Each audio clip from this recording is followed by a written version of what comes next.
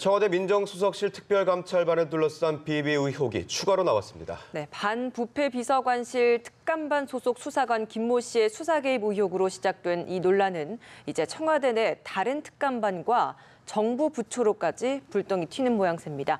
이 관련 내용 전지현 변호사와 짚어보도록 하겠습니다. 어서 오세요. 어서 오세요. 네, 안녕하세요. 네, 특감반이 전원 교체됐다는 소식을 전해드렸었는데요. 이 다른 민정수석실 직원들도 골프를 친 정황이 주말에 골프를 친 정황들이 파악됐습니다. 이 청와대는 사안별로 이제 따르게 평가할 필요가 있다면서 소속청으로 돌렸는데요. 물론. 이들의 특별의 징계 사안이 되지 않는다고 보는 것 같아요. 어떻게 보십니까? 그러니까 이게 무슨 얘기냐면은 지난 29일 날 이제 반부패 비서관실 특별감찰반 전원에 대해서 소속청으로 복귀가 됐지 않습니까? 그렇죠. 네. 이제 결정이 났었는데 이 사건 감찰하는 와중에서 반부패 비서관실 말고 다른 특별감찰반 소속 직원도 같이 골프를 쳤다는 게 나온 거예요. 나만 그런 게 아니다. 이렇게 누가 이렇게 실토를 한 거죠. 그러면서 그거는 다행인 거는 뭐 주중인 건 아니고 주말에 골프를 쳤다는 거거든요. 예. 일단 근무 시간이 아니란 거는 다행이긴 해요. 그렇지만 근무 시간이 아니라고 하더라도 내가 어떤 청탁을 받고 내 비용으로 골프를 친 게 아니라면 충분히 문제가 될 수 있는 사안입니다.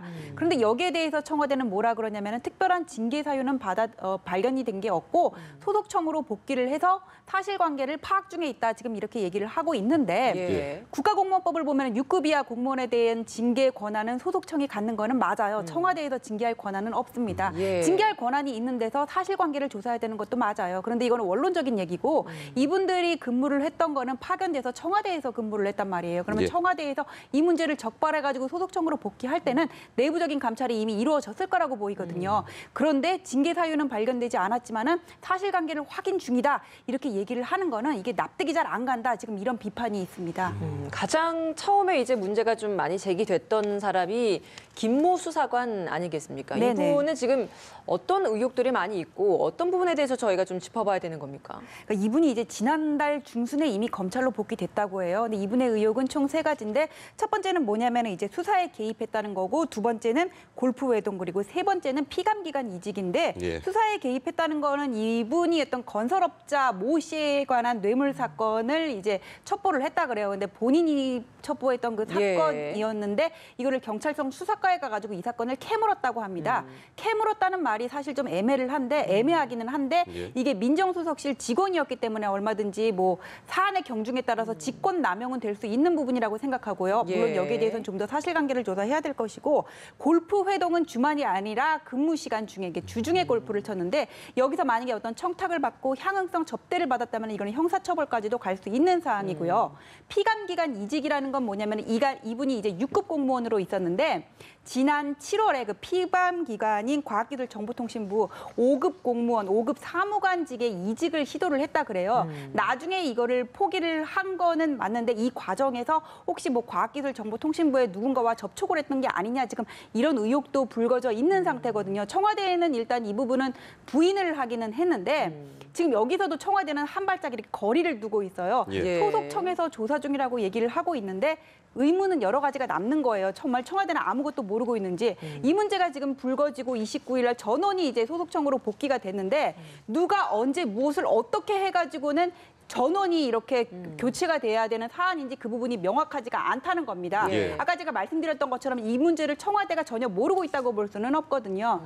그리고 이게 관련자가 몇 명이길래 15명, 20명 정도가 되거든요. 특별감찰반 전원이라 그러면. 근데 이분들 전원이 소속청으로 복귀를 할 때는 징계 사유가 없는데 억울하게 간 사람도 있을 수가 있단 말이에요. 그럼 이게 어떤 형평의 문제가 생길 수도 있는 거고요. 그리고 또 하나 문제는 뭐냐면은 그리고 이분이 이 김 수사관이 이직을 시도했던 게 지난 7월인데 이분이 이제 이 문제가 불거져 가지고는 검찰청으로 복귀를 한 건 또 지난 10월이라 그러거든요. 네. 그러니까 이게 지난달 중순이라고 하니까는 그동안 청와대에서는 이 부분을 아무도 모르고 있었냐. 지금 이런 의혹이 들고 있는 거예요. 네, 이렇게 김 수사관의 사례를 보더라도 청와대 민정수석실의 수사관들의 권력이 엄청나 보이는데 얼마나 엄청나길래 이런 부패 의혹들이 나오는 겁니까? 그러니까 이렇게 정권마다 이렇게 문제가 불거질 때 항상 끼지 않고 등장하는 데가 민정수석실인 것 같아요. 민정수석실이나 그 산하에 반부패 비서관실 그리고 공직기강실, 민정비서관실이 있는데 반부패 비서관실은 이제 외부 감찰이고 공직기강실은 청와대 내부 감찰 그리고 민정비서관실은 친익청 감찰이에요. 그러니까 네. 옛날에 암행어사 업무를 하는 데란 말이에요. 네. 그리고 이거에다 이제 더해가지고는 인사 검증까지 하고 검찰, 경찰, 국세청 이런 사정기관의 정보까지 총괄해서 대통령께 보고하는 그런 업무를 가지고 있는 데거든요. 네. 그러니까 아까 말씀드렸던 것처럼 민정수석의 취지는 어떤 조선시대 암행어사 같이 공직기강을 바로 세우고 감찰을 제대로 예. 하라 그런데 이게 남용하기 시작하면 폐해가 엄청 커질 수가 있어요. 예를 들어서 내가 어떤 정부 요직에 가고 싶어. 그러면 인사검증을 하고 있는 민정수석실에다 줄을 대는 게 가장 빠르다고 생각할 수 있어요. 그리고 내가 지금 잘 나가고 있는 공무원이라도 어떤 비위가 있다 그러면은 민정수석실에서 눈을 감아주느냐에 따라서 눈을 감아주고 이 문제를 부각시키느냐에 따라서 내가 어떤 징계를 받을 수가 있고 전보 조치를 받을 수가 있고 이런 게 결정이 된단 말이에요.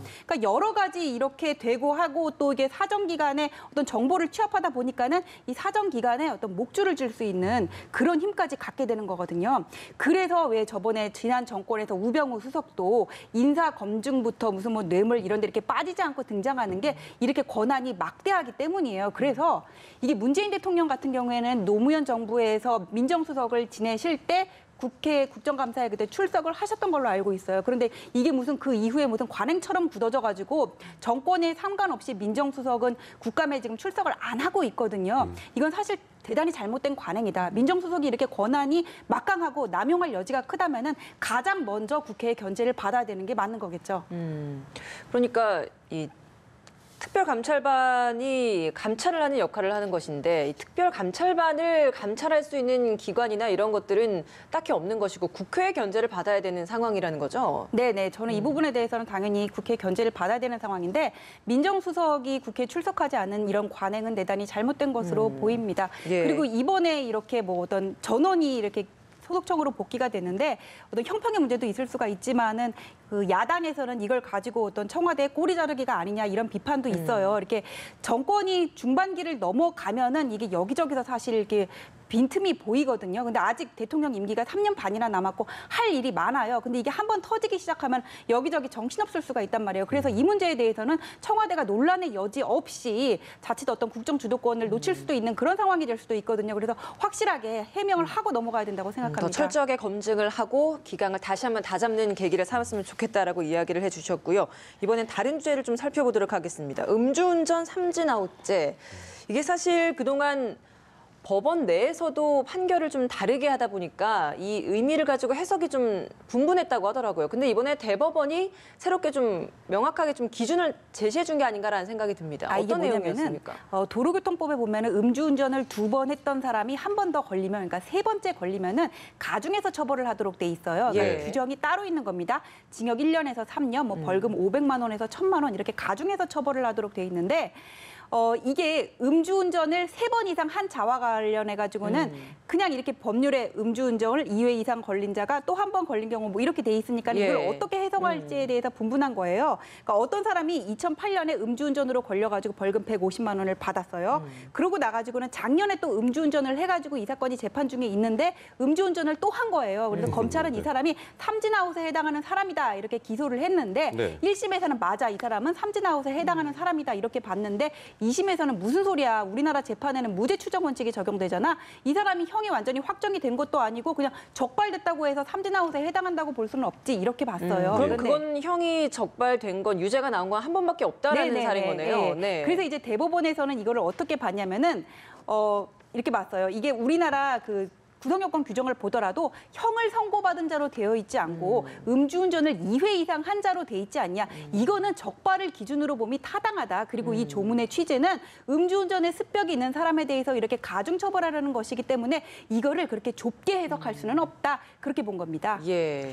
네, 이렇게 음주운전 일단은 삼진아웃죄가 대법원의 판결이 나왔으니까요. 삼진아웃죄가 적용이 되면 처벌은 얼마나 무거워지는 겁니까? 이게 보통 음주운전을 한 번, 2번 정도 걸렸을 때는 이렇게 사고가 난 게 아니고 그러니까 무면허에 문제가 없으면 벌금으로 나오는 경우들이 많아요. 그리고 3번 걸렸다고 하더라도 이제까지 실물을 보면은 뭐 사고를 낸 게 아니라 인적 물적 사고를 낸 것도 아니고 면허 자체에 문제가 없었으면은 실형을 받는 경우는 드물었거든요. 그러니까 실형을 안 받을 가능성이 좀 있었어요. 예. 수사도 불구속으로 하고. 그런데 지금 음주운전에 대한 처벌 강화에 대한 목소리가 나오면서 사법당국에서 지침을 바꿔가지고는 구형량도 실제 높이고 있고 네. 그리고 그 지침도 단기간에 걸쳐서 3회 이상 하고 알코올 농도가 몇 프로 이상이 되면은 이게 구속 수사를 원칙으로 하고 있는 걸로 지금 이렇게 바뀌고 있기 때문에 여기에 대해서는 앞으로 뭐 구속 수사까지도 가능한 사안이라고 보여집니다. 네, 윤창호법도 이제 국회를 통과했기 때문에 이 법까지 실제 시행에 적용이 되면 좀 더 형량이 많이 강화될 것으로 보입니다. 네, 다시 주제를 바꿔보겠습니다. 이번에는 어제 이제 산불 진화를 하다가 산림청 헬기 추락한 사고 관련된 이야기를 좀 해봐야 될 것 같습니다. 네. 일단 원인 조사를 하기 위해서 헬기를 분해해서 가지고 나온다고 하는데 블랙박스는 일단은 취득했다고 하죠. 예, 이게 어제 노원구 월계동에 있는 영축산 인근에서 산불이 났어요. 그래서 이제 그 헬기가 그리로 이제 출발을 했는데 이 헬기는 역할이 뭐냐면은 한강에서 이렇게 물을 떠올려 가지고는 산불이 난 지역으로 가가지고 이렇게 물을 뿌려서 네. 진화를 하는 그런 건데 이 헬기가 이제 그쪽으로 가기 위해서 강동대교 인근을 이렇게 지나면서 물을 이렇게 올리다가 네.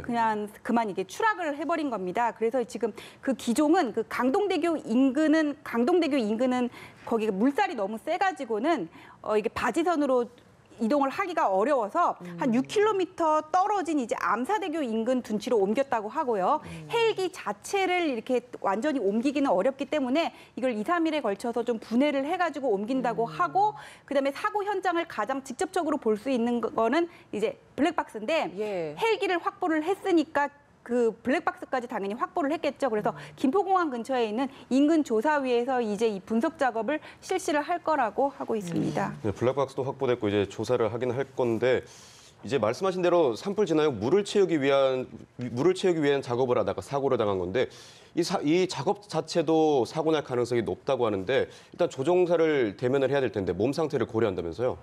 네. 그러니까 이게 왜 이 작업 자체가 사고가 날 수가 있냐면은 네. 이 물을 채우기 위해서는 사람이 이렇게 풀 수가 없잖아요. 네. 굵은 이렇게 스노클을 사용해가지고는 최대 3톤까지 물을 이렇게 올릴 수가 있다고 해요. 근데 네. 이번에 사고가 난 헬기도 총 적재톤이 이제 3,000리터였다. 그렇게 지금 얘기를 하고 있는데요. 예. 이게 4, 5m 긴 관을 이렇게 수면 가까이에 대가지고 물을 올리는데 물살이 세지면은 시야 확보가 어려워진대요. 그래서 예. 사실 이 작업을 하다가 이제까지 사고가 난 경우들이 꽤 있어요. 2009년에도 영암에서 그때도 담수 작업 훈련 중에 헬기가 이렇게 추락한 적이 있어가지고는 당시의 상황을 들어보는 게 지금 중요한데 어제 이 헬기에는 총 3명이 탑승하고 있었는데 기장하고 부기장은 일단 구조가 됐어요. 그다음에 정비사 윤모 씨는 안타깝게도 이분은 병원으로 옮겨졌지만 그만 네. 사망하시고 말았는데 일단 기장하고 부기장의 얘기를 들어봐야 되는데 이분은 현재 생명에는 지장이 없는 상황이지만은 저체온증으로 지금 치료를 받고 있기 때문에 네. 의식이 완전히 돌아오고 몸이 건강해져야 조사가 가능하다고 합니다. 예, 뭐 안타깝게 숨진 그 정비사 윤 씨 같은 경우에는 그 유족이 인터뷰를 했던 내용 중에 하나가 평소에 윤 씨가 항상 이 헬기가 좀 많이 노후화됐었다, 낡았었다라는 이야기를 했다고 해요. 그러니까 노후화 가능성을 저희가 좀 들여다봐야 되지 않을까라는 생각도 들거든요. 네, 그렇죠. 사고 원인으로 우리가 가장 먼저 생각할 수 있는 게 어떤 기종의 문제점, 그다음에 뭐 조종사의 실수 그런 것들이 될 텐데 지금 이 사고 헬기는 93년에 이제 러시아에서 우리나라에게 경제 차관 상환하기가 어려우니까 이렇게 현물로 줬던 그런 기종이라고 얘기를 네. 해요. 근데 네. 문제가 뭐냐면은 그때 들어왔으면 벌써 20년이 넘었잖아요. 오늘이 예, 2018년이니까 그렇죠. 지금이. 그런데 우리나라 산림행기 총 47대 중에서 30대가 이 기종이라 그래요. 절반 주력 이상, 헬기가 예. 이건데 지금 분명히 문제는 있어 보이거든요. 이 헬기가 지금까지 사고가 없었던 것도 아니고 벌써 지금까지 한 6차례 정도 사고가 있었다고 얘기를 해요. 그래서 이 문제는 이번에 분명히 짚고 넘어가야 될 것이고 이 기종 자체에도 문제가 있었는데 또 정비 인력도 상당히 부족하다고 합니다. 이 산림청 헬기 같은 경우에는 헬기 한 대당 정비 인력이 1.7명이래요. 그러니까 한 명이라는 얘기잖아요. 예. 근데 경찰청 같은 경우에는 2.7명, 그다음에 소방서는 3.1명, 그리고 해경은 4.9명인 거에 비해서 턱없이 부족한 그런 상황이기 때문에 앞으로 지금 날씨가 건조해지만 언제 어디서 이렇게 산불이 일어날지도 모르는데 이런 이렇게 문제가 있는 헬기를 계속 가져갈 수는 없거든요. 그래서 이 문제도 좀 분석을 하고 짚고 넘어가야 된다고 생각합니다. 네, 알겠습니다. 지금까지 전지현 변호사와 함께 이야기 나눠봤습니다. 오늘 말씀 고맙습니다. 고맙습니다.